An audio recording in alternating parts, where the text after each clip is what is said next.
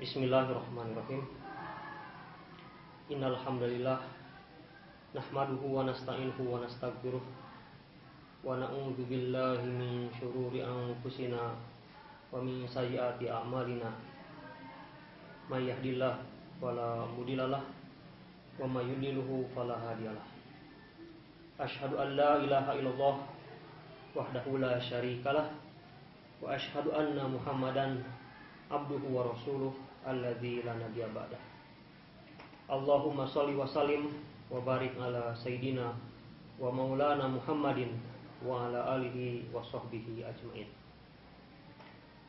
Uhayyikum jami'an tahiyatul Islam. Assalamualaikum warahmatullahi wabarakatuh. Puji dan syukur kita panjatkan kepada Allah Subhanahu wa taala yang telah memberikan nikmat kepada kita dengan nikmat yang banyak sekali. Kalau kita menghitung-hitungnya, pasti kita tidak akan bisa menghitungnya. Sebagaimana firman-Nya, wa in ta'uddu nikmatallahi la tuhsuha. Jika kalian menghitung-hitung nikmat Allah, maka niscaya kalian tidak dapat menghitungnya. Di antara nikmat Allah yang terbesar adalah nikmat iman dan nikmat Islam. Dengan nikmat iman dan nikmat Islam, kita bisa keluar dari gelapnya jahiliyah kepada terang benderangnya Islam. Bisa keluar dari penghambaan kepada sesama hamba, menjadi hanya menghambakan diri kepada Allah Subhanahu wa taala, Sang Pencipta seluruh makhluk yang ada. Kita juga bisa keluar dari sempitnya dunia kepada luasnya dunia dan akhirat. Dan kita bisa keluar dari kezaliman agama kepada keadilan Islam. Para pemirsa yang dirahmati Allah Subhanahu wa taala, selamat datang pada kajian kita, kajian yang mensucikan hati, membahagiakan jiwa dan mencerahkan akal pikiran, yaitu kajian tentang sejarah perjalanan hidup Rasulullah Shallallahu Alaihi Wasallam. Mempelajari sirah nabawiyah atau kisah perjalanan Rasulullah Shallallahu Alaihi Wasallam adalah sangat penting, karena dengan mengenal lebih dalam kepribadian Nabi Muhammad dan kehidupan Nabi Muhammad Shallallahu Alaihi Wasallam, kita akan bisa mencintai dan mengimani. Karena mencintai dan mengimani adalah tuntutan dari akidah dan syahadat yang sudah sama-sama kita ucapkan, yaitu asyhadu an la ilaha illallah wa asyhadu anna Muhammadar Rasulullah. Aku bersaksi bahwa tiada Tuhan selain Allah, dan aku bersaksi bahwa Nabi Muhammad Shallallahu Alaihi Wasallam sebagai hamba dan utusan Allah. Para salafus salih radhiyallahu anhum ajmain memberikan perhatian yang sangat besar terhadap sirah ini. Bahkan mereka menghafalnya sebagaimana menghafal surat-surat Al-Quran, sebagaimana yang dikatakan oleh Ali bin Hasan Husain radhiyallahu anhu. Beliau berkata, kunna nu'allimu maghazin nabi kama nu'allimu suratan minal Qur'an. Kami mengajarkan perang-perang, di mana perang-perang ini adalah bagian dari perjalanan hidup Rasul atau sebagian dari perjalanan hidup Rasul. Kata beliau, kunna nu'allimu maghazin nabi, kami mengajarkan peperangan Nabi yang merupakan bagian dari sirah, kama nu'allimu suratan minal Qur'an, sebagaimana kami mengajarkan surat-surat dari Al-Quran. Para pemirsa yang dirahmati Allah Subhanahu wa taala, hampir semua orang senang membaca atau mendengarkan kisah, cerita atau dongeng. Tapi dalam mendengarkan atau mengkaji sirah Nabi atau sejarah perjalanan hidup Nabi ini, tentu kita bukan hanya untuk sekedar hiburan atau pelipur lara atau dongeng pengantar tidur. Nah, tapi kita mempelajarinya adalah untuk mengambil pelajaran dan ibroh yang sebanyak-banyaknya. Karena dalam setiap perkataan atau tidak ada kata yang terucap dari Nabi dan tidak ada perbuatan yang dilakukan kecuali dalam perkataan dan perbuatan tersebut terkandung pelajaran, bahkan pelajaran yang sangat dalam yang akan menginspirasi hidup kita untuk hidup lebih baik. Disinilah kehebatan Rasulullah SAW, bahwa tidak ada satu kata pun, tidak ada satu perbuatan pun kecuali dalam perkataan dan perbuatan tersebut mengandung pelajaran, bahkan pelajaran yang sangat dalam.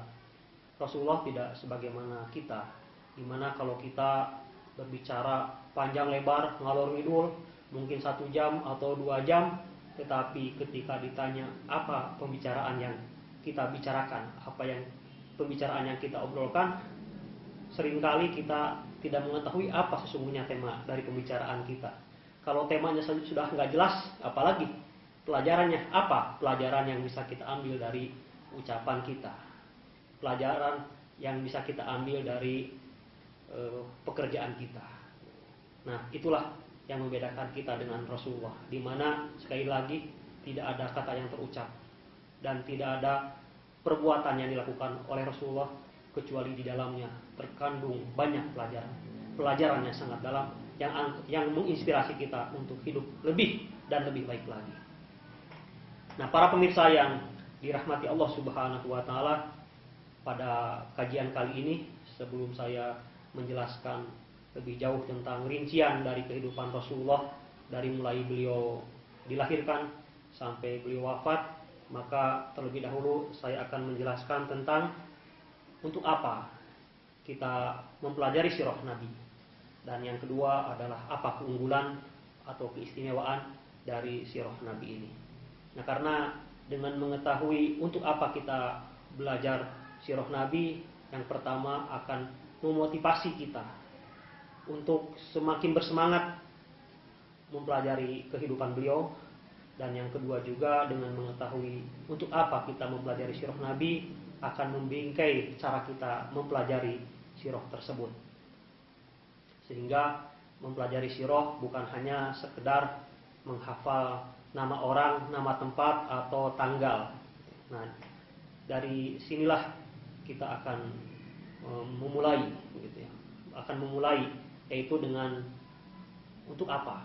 Apa urgensi dari mempelajari sirah Nabi? Para pemirsa yang dirahmati Allah Subhanahu wa taala, sedikitnya ada 8 alasan mengapa kita harus mempelajari sirah Nabi. Nah, yang pertama adalah dalam rangka ma'rifatun Nabi atau ma'rifatur Rasul. Kita mempelajari sirah Nabi adalah untuk mengenal pribadi Rasulullah SAW lebih dalam.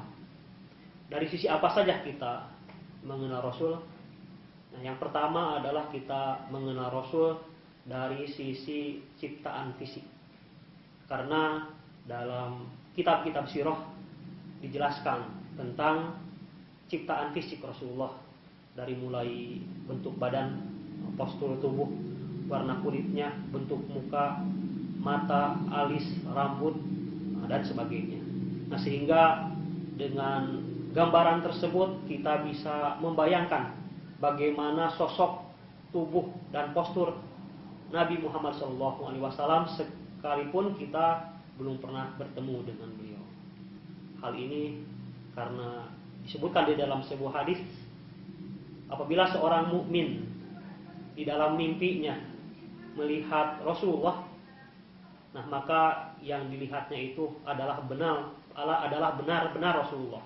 Karena setan itu tidak bisa menyerupai bentuk dan rupa Rasulullah SAW. Nah, kemudian juga kita akan mengenal bagaimana kekuatan fisik beliau, di mana Rasulullah SAW memiliki kekuatan fisik di atas rata-rata kekuatan manusia pada umumnya. Sebagaimana kita lihat saat Rasulullah SAW menjelang kenabiannya beliau suka bertahanus atau menyendiri untuk beribadah di Gua Hiro, di mana Gua Hiro ini terletak di Jabal Nur yang gunungnya terjal, sehingga untuk mencapai Gua Hiro itu dibutuhkan fisik yang kuat. Nah, kalau orang lemah tidak mungkin sampai ke sana. Ini akan dipahami oleh orang-orang yang pernah berkunjung ke Saudi Arabia melakukan ibadah haji atau umroh.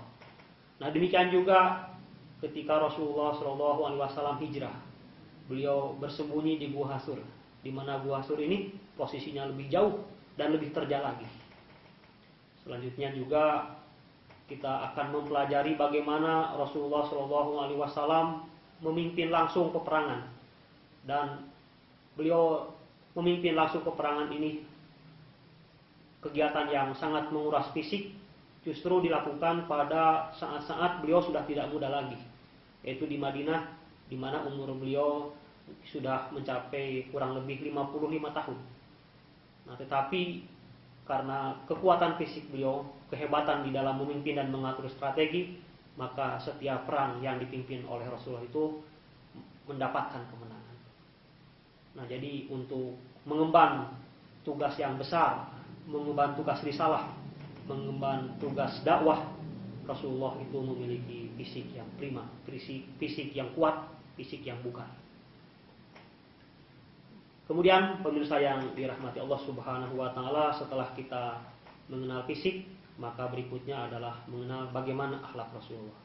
Akhlak Rasulullah kepada istrinya, akhlak Rasulullah kepada anaknya, kepada para sahabatnya, kepada seluruh kaum muslimin.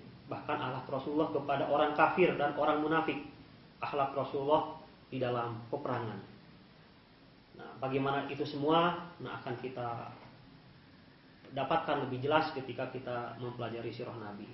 Nah, kemudian juga dalam mengenal Rasul, kita juga akan mengenal kehidupan rumah tangganya, kehidupan sosial, kehidupan politik, kepemimpinan beliau, dan bahkan mengenal seluruh kehidupan Rasulullah SAW, keseharian Rasulullah SAW dari mulai bangun tidur sampai tidur kembali.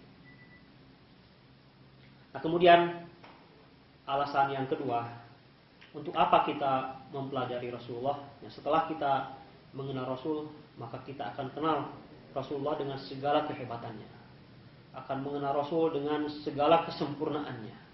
Nah, kalau kita mengenal Rasulullah dengan segala kehebatan dan kesempurnaannya, maka kita akan mengaguminya. Nah, kalau sudah mengagumi, maka kita akan mencintai. Jadi kita mempelajari sirah Nabi atau sejarah perjalanan hidup Rasulullah adalah untuk meningkatkan kecintaan kita kepada Rasulullah SAW. Karena mencintai Rasulullah adalah tuntutan dari keimanan kita, tuntutan akidah dan tuntutan agama. Sebagaimana yang disabdakan oleh Nabi sendiri, beliau bersabda, "La yu'minu ahadukum hatta akuna ahabba ilaihi min walidihi wa waladihi wan nasi ajmain." Yang artinya, tidak beriman salah seorang di antara kamu sampai aku, kata Rasulullah, lebih dia cintai daripada bapaknya, anaknya, dan seluruh manusia.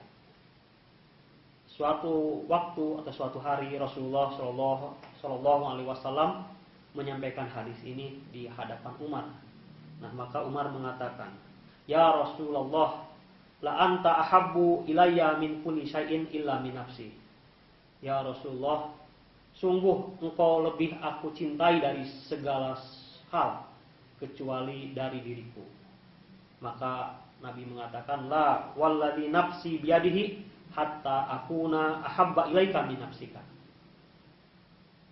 Belum beriman wahai Umar, sampai aku lebih dicintai daripada dirimu sendiri.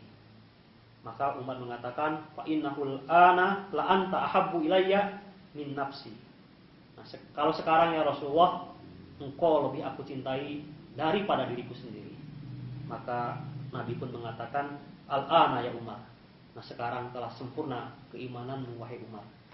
Jadi kita harus mencintai Rasulullah, bahkan kecintaan kepada Rasulullah harus diletakkan di atas kecintaan yang lainnya, termasuk kecintaan kepada diri kita sendiri. Nah, tentu kita mencintai Rasulullah bukan hanya sekedar pengakuan, karena kalau hanya untuk mengaku itu sesuatu yang gampang. Ya, saya cinta Allah, saya cinta Rasulullah, saya cinta ibu, ya, saya cinta istri atau cinta yang lainnya. Kalau hanya sekedar mengaku cinta adalah sesuatu yang mudah. Nah, tetapi cinta yang sejati adalah cinta yang memiliki tanda-tandanya, sebagaimana yang dikatakan oleh Ibnu Qayyim. Ibnu Qayyim mengatakan bahwa ciri dari orang yang mencintai yang pertama adalah dia suka meniru, merasa bangga, merasa senang, bersemangat untuk meniru orang yang dicintainya. Kemudian yang kedua, banyak menyebutnya, kasratul dzikr. Kemudian yang ketiga, rindu untuk bertemu dengan orang yang dicintai, bahkan rindu untuk melihat, bahkan rindu untuk berada bersamanya berduaan. Kemudian juga ciri orang yang mencintai itu banyak memuji, kemudian berhukum kepadanya, mengorbankan diri dan harta untuk membelanya apabila orang yang dicintai diganggu oleh orang lain. Kemudian yang ketujuh, ciri mencintai adalah menghidupkan sunnahnya, mengajarkan dan mengingatkan orang lain agar melaksanakan sunnah-sunnah Rasulullah. Nah, mudah-mudahan kita pun termasuk orang yang mencintai Rasulullah SAW, dan cinta bukan hanya pengakuan, tapi cintanya adalah memiliki tanda-tanda sebagaimana yang disebutkan oleh Ibnu Qayyim tadi, adalah bahwa kita suka meniru Rasulullah dalam segala hal, dalam pakaiannya, dalam cara berkata, dalam memperlakukan berumah tangga, dalam ekonomi, dalam politik, dalam seluruh sisi kehidupan. Kemudian juga kita rindu untuk bertemu Rasulullah SAW. Ya, mudah-mudahan kita termasuk orang yang dipertemukan dengan Rasulullah di surga-Nya Allah Subhanahu wa taala. Amin. Kemudian yang ketiga, mengapa kita mempelajari sirah Nabi adalah agar kita bisa meneladani Nabi. Ya, karena bagaimana kita meneladani Nabi kalau kita tidak tahu? Jadi agar kita benar di dalam meneladani Nabi, tentu kita harus mengetahui bagaimana sisi kehidupan Rasulullah, bagaimana sisi kehidupan Rasulullah sebagai pribadi, sebagai hamba kepada Allah, kemudian sebagai seorang suami, sebagai seorang bapa, sebagai seorang pemimpin, sebagai seorang nabi juga. Dan Rasulullah SAW ini memiliki kelebihan di mana semua orang bisa meneladani beliau dalam posisi dan kedudukan apapun kita, karena Rasulullah pernah mengalami semua yang pernah dialami oleh manusia. Rasulullah pernah menjadi anak kecil, kemudian beliau menjadi remaja, menjadi seorang suami, menjadi seorang bapak. Beliau pernah miskin, kemudian menjadi kaya. Beliau pernah menjadi seorang rakyat, kemudian beliau pun pernah menjadi pemimpin. Beliau sehat dan beliau pernah sakit. Beliau pernah menang dan beliau pun pernah kalah. Beliau pernah beruntung dan beliau pun pernah mendapatkan musibah. Bahkan mungkin banyak musibah yang didapatkan oleh Rasulullah tidak pernah kita dapatkan. Namun Rasulullah SAW sangat bersabar ketika menghadapi musibah tersebut. Jadi kalau kita mau bersabar dengan benar, maka teladanilah Rasulullah SAW. Nah, kemudian yang keempat, tujuan kita mempelajari sirah adalah untuk menguatkan keimanan kita terhadap kenabian Nabi Muhammad. Karena dengan mempelajari sejarah kehidupan Rasulullah, kita akan mendapatkan banyak dari tanda-tanda dan bukti-bukti yang menunjukkan bahwa memang Nabi Muhammad itu benar-benar seorang nabi. Nabi Muhammad itu benar-benar seorang Rasul. Dan tanda-tanda ini diceritakan dari mulai beliau sebelum menjadi Nabi. Ada kisah-kisah tentang irhasot atau isyarat-isyarat tentang kenabian, sebagaimana diceritakan oleh Maisarah, yaitu budaknya Khadijah saat menemani Rasulullah berdagang ke negeri Syam, di mana sepanjang perjalanannya Rasulullah selalu dinaungi oleh awan. Kemudian juga berita-berita tentang kedatangan Rasulullah sebagai nabi terakhir itu sudah dikabarkan oleh orang-orang Yahudi, oleh orang-orang Nasrani, yang pengabaran tersebut dilandaskan kepada kitab-kitab mereka, yaitu Taurat dan Injil yang belum dipalsukan, belum dimanipulasi. Jadi kalau kita kembali kepada Injil yang benar, kepada Taurat yang benar, maka akan didapatkan cerita, ciri-ciri dan kabar gembira tentang kedatangan Nabi terakhir. Dan itu banyak buktinya, seperti Abdullah bin Salam, beliau seorang Yahudi yang masuk Islam. Kemudian juga kisah keislaman Salman, di mana Salman adalah orang Persia yang berkelana mencari kebenaran, berpindah dari pendeta ke pendeta. Kemudian oleh pendeta ditunjukkan bahwa akan datang masanya Nabi terakhir yang akan hijrah ke Madinah dengan ciri-ciri yang disebutkan. Di antaranya tidak mau makan zakat tapi mau menerima hadiah. Nah, kemudian di punggung Rasulullah ada stempel kenabian, dan itu semua didapatkan oleh Salman, sehingga Salman semakin yakin bahwa memang Nabi Muhammad itu seorang nabi. Kemudian juga kalau kita membaca sirah Nabi, maka kita akan dapatkan bagaimana Nabi itu menderita di dalam perjuangan dan dakwahnya.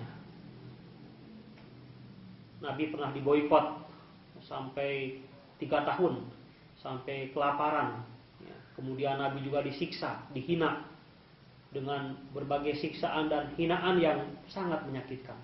Nah, tentu kalau Nabi berbohong, buat apa berbohong? Hanya untuk sekedar mendapatkan penderitaan dan siksaan dan hinaan. Nah, tentu orang berbohong biasanya ingin mencari selamat. Orang yang berbohong itu ingin cari untung. Tidak ada orang yang berbohong menginginkan untuk disiksa, menginginkan untuk dibunuh, menginginkan untuk dihinakan. Nah, ini juga semakin menguatkan bahwa apa yang dibawa oleh Rasulullah ini adalah amanah yang ditugaskan dan diwajibkan oleh Allah Subhanahu wa taala kepada Nabi Muhammad, sehingga apapun penderitaan, apapun kendala, apapun cobaan, maka Nabi Muhammad SAW bertanggung jawab untuk menyampaikan itu. Nah, kemudian tujuan kita mempelajari sirah Nabi adalah untuk memahami Al-Quran dan hadis Nabi. Ya, karena banyak Al-Quran, banyak ayat-ayat Al-Quran yang ada asbabun nuzulnya, atau banyak ayat-ayat Al-Quran yang diturunkan oleh Allah Subhanahu wa taala karena ada sebab-sebab yang membuat ayat tadi turun, atau yang disebut dengan asbabun nuzul. Dan asbabun nuzul ini terdapat di dalam sirah. Dan ketika kita memahami Al-Quran dengan memahami asbabun nuzulnya, maka kita akan memahami ayat tersebut dalam konteks apa ayat itu diturunkan. Nah, dengan memahami dalam konteks apa ayat itu diturunkan, maka akan semakin mendekatkan kepada kebenaran pemahaman kita tentang ayat-ayat tersebut. Nah, demikian juga hadis Nabi, di mana banyak hadis-hadis yang diungkapkan oleh Nabi itu karena ada asbabul wurudnya, ada sebab-sebab mengapa Nabi mengungkapkan ungkapan-ungkapan itu. Nah, sehingga dengan memahami asbabul wurud, kita pun akan memahami hadis itu dalam konteksnya. Dan asbabul wurud atau asbabun nuzul ini banyak disebutkan di dalam sirah Nabi. Jadi dengan mempelajari sirah Nabi, kita akan semakin memahami dengan benar ayat Al-Quran dan hadis Rasulullah. Di samping itu juga, penerapan Al-Quran dalam kehidupan keseharian, rincian dari ajaran Al-Quran itu juga terdapat dalam sirah Nabi. Jadi kalau kita hanya memahami Al-Quran tanpa memahami sirah, maka susah Al-Quran itu dipahami.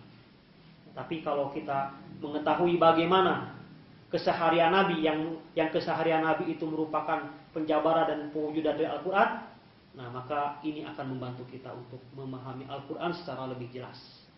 Nah, kalau kita memahami Al-Quran dan hadis secara lebih jelas, maka kita pun akan memahami agama Islam ini secara utuh, akan memahami agama Islam ini secara benar, baik dalam akidah, dalam ibadah, dan juga di dalam akhlak.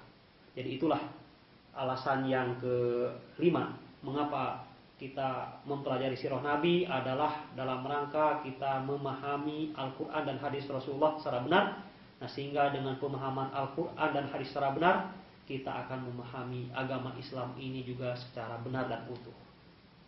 Nah, kemudian alasan yang keenam mengapa kita harus mempelajari sirah Nabi adalah dalam rangka memahami fiqh dakwah dan fiqhul jihad, agar kita mengetahui bagaimana metode dakwah dan jihad Rasulullah Shallallahu Alaihi Wasallam. Ya, karena ajaran Islam ini diperintahkan oleh Allah Subhanahu Wa Taala untuk disebarkan kepada seluruh manusia.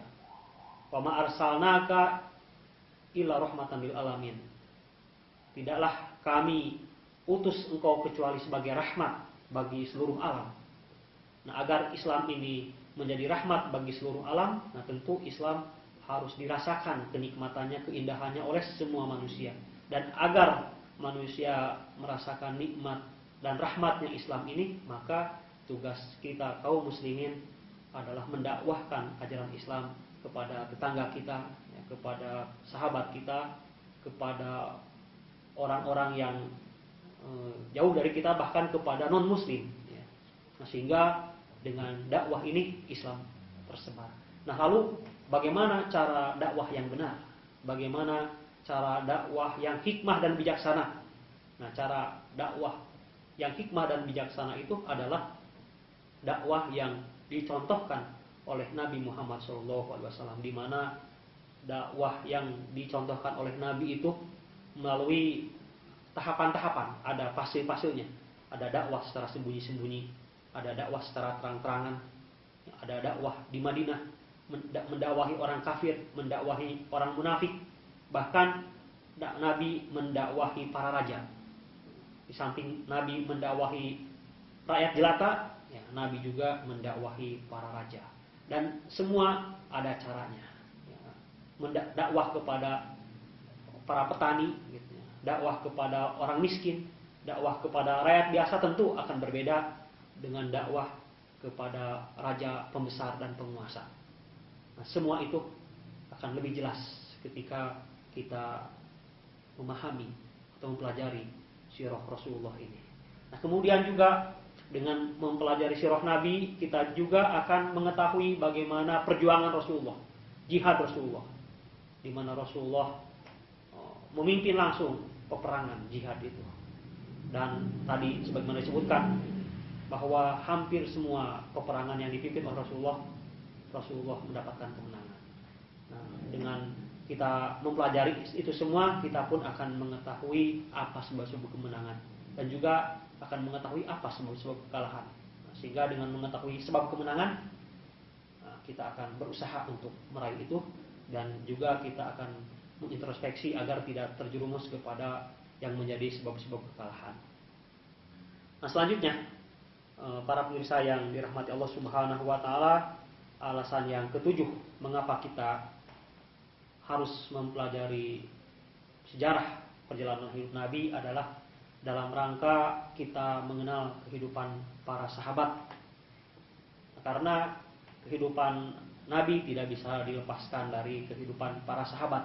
Ketika kita mempelajari sirah Nabi, maka kita akan mempelajari bagaimana kehidupan Abu Bakar radhiyallahu anhu, kehidupan Umar bin Khattab, kehidupan Khalid bin Walid, Sa'ad bin Abi Waqqas, Bilal bin Rabah, Salman Al-Farisi, Abu Dar Al-Ghifari, dan berbagai sahabat yang lain, yang semuanya itu adalah murid dari Rasulullah SAW, dan mereka merupakan generasi yang terbaik sebagaimana yang disabdakan oleh Rasulullah. khairul qurun qarni, tsummal ladzina yalunahu, tsummal ladzina yalunahu. Sebaik-baik generasi adalah generasiku, kemudian generasi yang sesudahnya dan generasi yang sesudahnya. Dan Rasulullah sendiri memerintahkan kepada kita untuk meneladani para sahabat. Karena dengan siapa saja kita meneladani di antara mereka, maka kita akan mendapatkan petunjuk. Lebih khusus teladan yang ditunjukkan oleh para khulafaur rasyidin sebagaimana sabdanya, alaikum bisunnati wa sunnatil khulafa'ir rasyidin al-mahdiyyin min ba'di. Kalian wajib mengikuti sunahku dan sunah para khulafaur rasyidin, para khalifah yang mendapatkan petunjuk setelahku. Nah, jadi para pemirsa yang dirahmati Allah Subhanahu wa taala, ya, kita mengenal Rasulullah sekaligus kita pun mengenal para sahabat yang mulia, ya, para sahabat penerus perjuangan Rasulullah sallallahu alaihi wasallam. Kemudian yang ke-8, mengapa kita mempelajari sirah Nabi adalah agar kita bisa membela Rasulullah dengan benar, dengan proporsional. Sebagaimana tadi disebutkan bahwa salah satu ciri orang yang mencintai Rasul adalah dia siap membela Rasul. Bahkan siap mengorbankan harta dan jiwanya demi membela Rasulullah. Karena Rasulullah sekalipun orangnya sempurna, orangnya suci, orangnya jujur, orangnya penuh kasih sayang, namun tidak kurang juga orang yang benci, orang yang mendiskriminasikan Rasulullah, orang yang menuduh dengan berbagai macam tuduhan. Nah, maka kalau kita mengenal kehidupan Rasulullah, kita akan bisa menjawab, kita akan bisa membantah semua tuduhan-tuduhan itu. Nah, di antara tuduhan yang biasanya dituduhkan kepada Rasulullah adalah bahwa Rasulullah menikahi lebih dari satu istri. Karena Rasulullah menikahi lebih dari satu istri, mereka menuduh bahwa Rasul adalah orang yang gila seks atau seks maniak. Nah, padahal kalau kita kembali, kita mempelajari sirah Nabi, semua itu tidak benar sama sekali. Kita bisa membantah, karena kalaulah dorongan Rasulullah itu menikah karena seks, tentu pernikahannya akan dilakukan ketika beliau masih muda, saat gejolak syahwatnya memuncak. Namun justru pernikahannya dilakukan saat Rasulullah sudah usia senja, sudah lewat dari 50 tahun. Kemudian wanita-wanita yang dinikahinya juga kebanyakan wanita-wanita yang sudah tua. Yang muda mungkin hanya Aisyah radhiyallahu anha atau Sofiyah. Nah, sementara yang lain itu sudah tua, dan pernikahannya juga lebih didasarkan kepada kepentingan dakwah. Di antaranya Rasulullah menikahi Ummu Habibah, putrinya Abu Sufyan, dan Ummu Salamah adalah untuk menjaga keimanan mereka, untuk menghargai keistiqomahan mereka, sekalipun anak Abu Sufyan bapaknya tokoh musyrikin pada waktu itu. Nah, tetapi Ummu Habibah adalah seorang muslimah yang mempertahankan keimanannya. Kemudian juga Ummu Salamah, di mana suaminya gugur di dalam jihad. Nah, maka untuk menghargai posisi Ummu Salamah, Rasulullah menikahinya. Sementara pernikahan Rasulullah dengan Aisyah dan Hafsah adalah untuk menjaga kekerabatan, untuk mendekatkan kekerabatan beliau dengan Abu Bakar dan Umar sebagai sahabat yang banyak jasanya untuk Islam. Nah, demikianlah contoh tuduhan dan bantahannya pada mereka. Kemudian ada juga tuduhan-tuduhan yang lain bahwa Rasulullah terpengaruh oleh ajaran-ajaran Yahudi, oleh ajaran-ajaran Nasrani, karena Rasulullah pernah berinteraksi dengan mereka. Nah, semua ini juga kalau kita kembali kepada sirah, tuduhan itu sama sekali tidak ada dasarnya sama sekali, dan kita bisa membantahnya dengan proporsional. Nah, demikianlah 8 alasan mengapa kita harus mempelajari sirah Nabi. Yang pertama, sekali lagi saya ulangi, yang pertama adalah untuk lebih jauh mengenal siapa Rasulullah. Kemudian yang kedua, untuk semakin meningkatkan kecintaan kita kepada Rasulullah. Yang ketiga adalah agar kita bisa meneladani secara benar apa yang dilakukan oleh Rasulullah. Yang keempat adalah untuk menguatkan keimanan kita bahwa Nabi Muhammad ini benar-benar seorang nabi. Yang kelima adalah untuk memahami Al-Quran dan hadis Rasulullah SAW. Yang keenam adalah untuk memahami metode dakwah dan jihad. Yang ketujuh adalah untuk mengenal kehidupan para sahabat sebagai pendukung Nabi. Dan yang kedelapan adalah agar kita bisa membela Rasulullah SAW secara proporsional. Kemudian apa keunggulan dan keistimewaan dari sirah Nabi? Nah, ada 5 keunggulan dan keistimewaan dari sirah Nabi ini. Nah, yang pertama adalah dari sisi kesohihannya, bahwa sirah Nabi ini adalah sirah yang sohih atau paling sohih, sehingga kita bisa memastikan bahwa cerita yang sampai kepada kita itu adalah cerita yang benar, cerita yang benar-benar terjadi dan dialami oleh Rasulullah dan para sahabatnya, bukan cerita yang fiktif, bukan dongeng yang diada-ada. Karena kisah Nabi ini sampai kepada kita oleh para perawi atau periwayat-periwayat yang diakui kebenarannya, yang diakui kejujurannya, yang diakui kekuatan hafalannya, dan periwayatannya bersambung. Jadi tidak bisa sembarangan orang menceritakan cerita tentang Nabi ini. Jadi ketika ada orang yang berbicara tentang Nabi, tentang perkataan Nabi atau tentang sirah Nabi, maka para ulama melakukan kritik kepada orang tersebut, apakah orang itu orangnya jujur atau pendusta, atau kuat hafalannya atau lemah hafalannya, terkenal sebagai pelaku bid'ah dan yang lain-lain. Nah, ketika orang tersebut kredibilitasnya diakui, maka ceritanya diakui. Jadi itulah kesohihan dari sirah Nabi ini. Kemudian sirah Nabi ini juga ditulis masih pada abad pertama, pertengahan abad pertama. Jadi tidak jauh dari Nabi Muhammad SAW wafat. Berbeda dengan kisah Nabi Isa alaihissalam, di mana kisah Isa alaihissalam itu baru ditulis 2 abad setelah Nabi Isa wafat, sehingga kisahnya bercampur dengan dongeng, dengan fiktif, dan dengan pemalsuan yang dilakukan oleh orang-orang Yahudi dan Nasrani, sehingga kita tidak bisa mempercayai kisah mereka. Dan Rasulullah, Allah juga memerintahkan kepada kita untuk tidak mempercayai cerita-cerita yang dibawa oleh orang-orang Yahudi dan Nasrani. Nah, kita hanya mempercayai apa yang diungkapkan di dalam Al-Quran atau diungkapkan dalam hadis tentang kisah-kisah para nabi itu. Nah, itulah keistimewaan pertama dari sirah Nabi ini, yaitu bahwa kesohihannya, periwayatannya dapat dipertanggungjawabkan secara ilmiah. Kemudian yang kedua, keistimewaan dari sirah Nabi ini, di mana sirah Nabi ini menggambarkan seorang manusia yang seutuhnya. Nah, sekalipun Rasulullah itu adalah orang pilihan, memiliki kesempurnaan, maksum, terjaga dari dosa, namun Rasulullah tidak beranjak dari posisinya sebagai manusia naik menjadi derajat ketuhanan.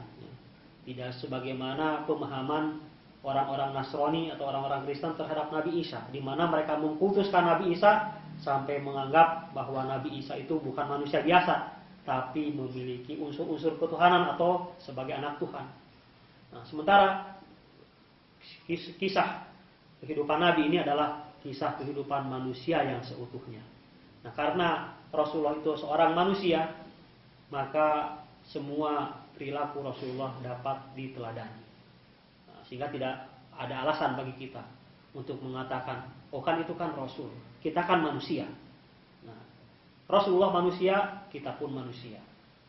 Rasulullah makan, kita pun makan. Rasulullah sedih, kita pun sedih. Kita sedih, Rasulullah pun pernah sedih. Kita suka marah, Rasulullah juga pernah marah. Kita kena musibah, Rasulullah pun pernah kena musibah.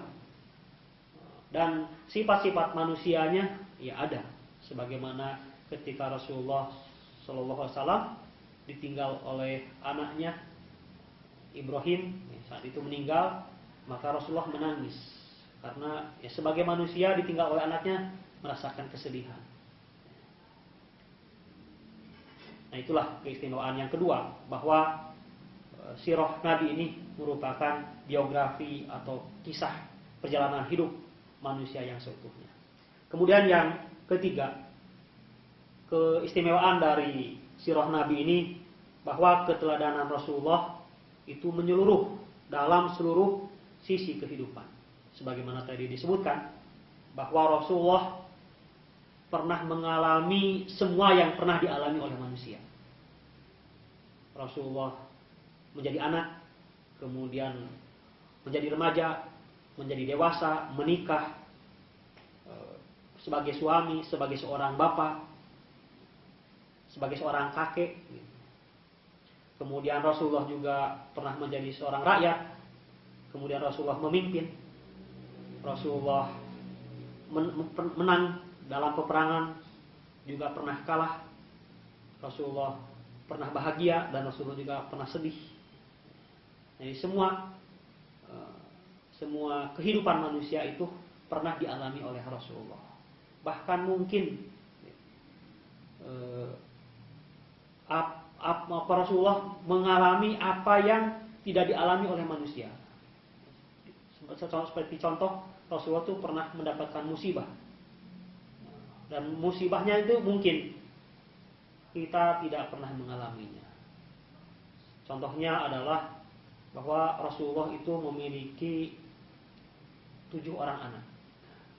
Dan 6 dari anaknya itu meninggal di saat Rasulullah masih hidup. Coba bayangkan bagaimana kesedihan seorang bapak yang ditinggalkan oleh anaknya yang menjadi belahan jiwanya. Dan itu bukan 1 orang, tapi 6 orang. Kemudian juga Rasulullah pernah merasakan bagaimana ditinggal wafat oleh ibunya, oleh kakeknya, oleh pamannya, oleh istrinya yang menyokongnya. Di samping itu juga Rasulullah diboikot oleh orang-orang musyrik, orang-orang kafir selama 3 tahun. Betapa ya, kesedihan, kepapaan, kesengsaraan menimpa Rasulullah SAW. Namun dalam menghadapi semua itu Rasulullah hadapi dengan ketabahan dan kesabaran. Jadi kalau kita mau menjadi orang sabar, maka teladanilah Rasulullah SAW. Demikian juga Rasulullah juga seorang pendidik, dan yang menjadi anak didik Rasulullah itu adalah seluruh sahabat. Dan semua yang dididik oleh Rasulullah menjadi orang-orang yang hebat, tercatat di dalam sejarah dengan tinta emas. Nah, maka siapa yang mau mendidik dengan sukses, maka teladanilah Rasulullah secara mendidik. Kemudian ketika beliau menjadi suami, beliau menjadi suami yang baik, berlaku adil. Nah, itulah kelebihan, keistimewaan yang ketiga, bahwa kehidupan Rasulullah itu menyeluruh dalam seluruh aspek kehidupannya. Nah, tidak sebagaimana nabi-nabi yang lain. Nah, seperti Nabi Isa alaihissalam, nah kita tidak akan bisa meneladani bagaimana keteladanan Nabi Isa sebagai seorang suami, karena beliau tidak pernah menikah. Apalagi bagaimana beliau menjadi seorang bapak. Nah, sementara Rasulullah SAW, dia suami, dia juga seorang bapak. Dia juga pernah bujana. Beliau juga pernah jadi duda. Dan semua yang pernah dialami oleh manusia pernah dialami oleh Rasulullah. Nah, kemudian kehidupan Nabi adalah kehidupan yang terang benderang dan lengkap. Inilah kelebihan yang keempat ya, dari sejarah perjalanan hidup Nabi, bahwa sejarah beliau adalah sejarah yang paling lengkap dan terang benderang. Diceritakan dari mulai beliau dilahirkan sampai beliau wafat. Bahkan sebelum beliau dilahirkan pun sudah ada ceritanya. cerita tentang kisah pernikahan bapaknya Abdullah dengan ibunya Aminah binti Wahab.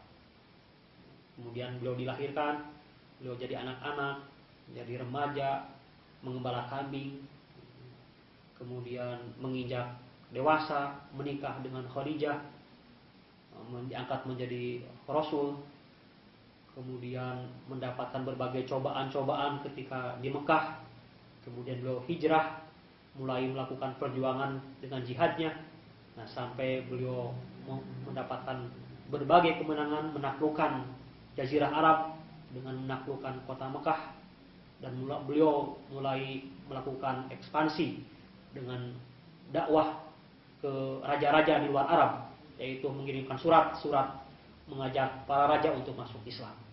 Dan pada akhirnya Rasulullah wafat pada usia 63 tahun. Jadi ini sebuah biografi atau riwayat hidup dari seorang yang lengkap sekali dari mulai lahir sampai beliau wafat. Nah, kita tidak dapatkan kisah yang lengkap ini pada nabi-nabi yang lain, seperti kisah Nabi Yusuf alaihissalam. Sekalipun kisah beliau diceritakan lengkap ya, dalam satu surat, yaitu surat Yusuf, nah, kita mungkin tahu tentang bagaimana beliau dilemparkan ke dalam sumur ya, baru kisahnya dimulai dari situ, dari sudah mulai remaja, kemudian jadi budak, diperjualbelikan, lalu masukkan penjara karena tidak mau tergoda oleh wanita. Nah, setelah itu beliau diangkat menjadi bendaharawan negara atau jadi raja. Namun setelah itu putus ceritanya. Kita tidak mengetahui bagaimana Nabi Yusuf berumah tangga, bagaimana Nabi Yusuf mengelola negara, bagaimana Nabi Yusuf berdakwah, bagaimana Nabi Yusuf memenangkan perjuangannya. Nah, terputus. Demikian juga kisah Nabi Musa alaihissalam. Nabi Musa alaihissalam juga terputus-putus ceritanya, dilahirkan kemudian dilemparkan ke sungai Nil. Nah, setelah itu tidak ada ceritanya, baru muncul lagi ceritanya ketika beliau keluar dari kekuasaan Firaun di Mesir yang menuju negeri Madian. Nah, kemudian diangkat menjadi nabi.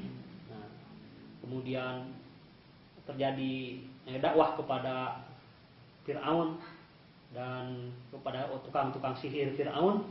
Kemudian Nabi Musa dikejar